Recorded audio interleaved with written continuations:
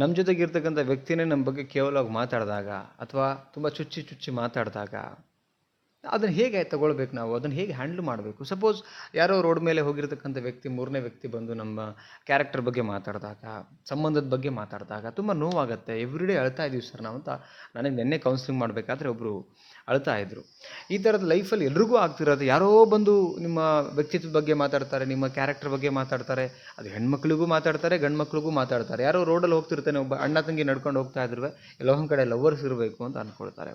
So ಈ ಥರದೊಂದು situation ಬಂದಾಗ ಆ ಮನಸ್ಥಿತಿನ ಹೇಗೆ ನಾವು ಸರಿ ಮಾಡ್ಕೊಳ್ಬೇಕು, ಹೇಗೆ ಹ್ಯಾಂಡ್ಲ್ ಮಾಡಬೇಕು? ಎಷ್ಟೋ ಜನಗಳಿಗೆ ಮೇಜರ್ ಸಮಸ್ಯೆನೇ ಇದು. ನೋಡಿ, ಫಸ್ಟು ಒಂದು ಕ್ಲಾರಿಟಿ ಕೊಟ್ಟುಬಿಡ್ತೀನಿ ನಾನು.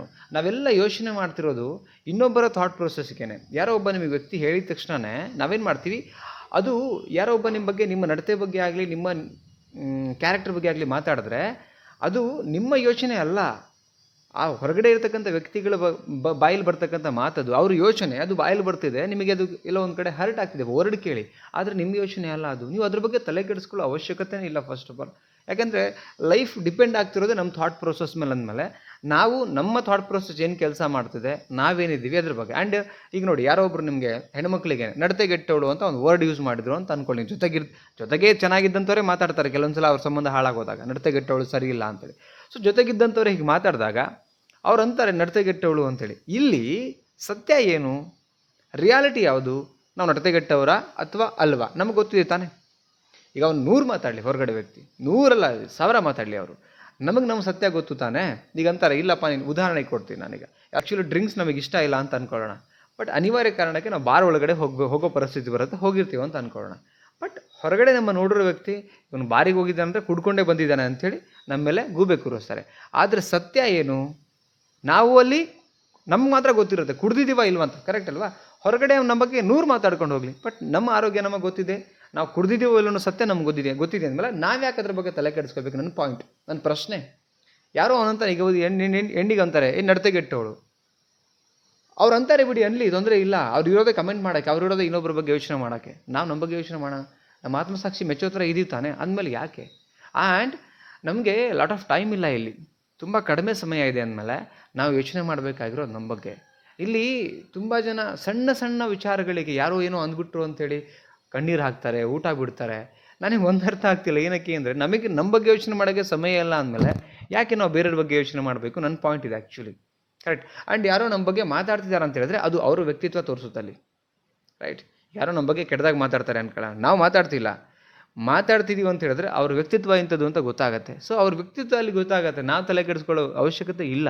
ಆ್ಯಂಡ್ ನಾವು ಒಳ್ಳೆಯವರ ಕೆಟ್ಟವರ ಅಂತ ಪ್ರೂವ್ ಮಾಡೋ ಅವಶ್ಯಕತೆನೂ ಅವ್ರಿಗೆ ಬೇಕಾಗಿಲ್ಲ, ಕರೆಕ್ಟ್. ಇಲ್ಲಿ ನಮ್ಮ ಬದುಕು ನಮ್ಮ ಇಷ್ಟಂಗೆ ಬದುಕಬೇಕು. ಅದು ಅವರಿಗೆ, ಅವರು ಏನದು, ನಾವು ಅವರಿಗೆ ನಮ್ಮ ಇಷ್ಟಂಗೆ ಚೆನ್ನಾಗಿ ಬದುಕಿದ್ದು ಅವ್ರಿಗೆ ಹೊಟ್ಟೆ ಕಿಚ್ಚಾಗತ್ತೆ, ಆಗಲ್ವಾ? ಅಥವಾ ಏನು ಬೇಕಾಗಿಲ್ಲ ನಮಗೆ ಹೇಗೆ ಬೇಕೋ ಹಾಗೆ ಬದುಕಬೇಕು. ಬಿಕಾಸ್ ಫೈನಲಿ ನಮ್ಮ ಜೀವನ ಅಂದಮೇಲೆ ನಾವು ಇನ್ನೊಬ್ರಿಗೆ ಕೇಳೋ ಅವಶ್ಯಕತೆ ಇಲ್ಲ, ಪ್ರೂವ್ ಮಾಡೋ ಅವಶ್ಯಕತೆನೂ ಇಲ್ಲ.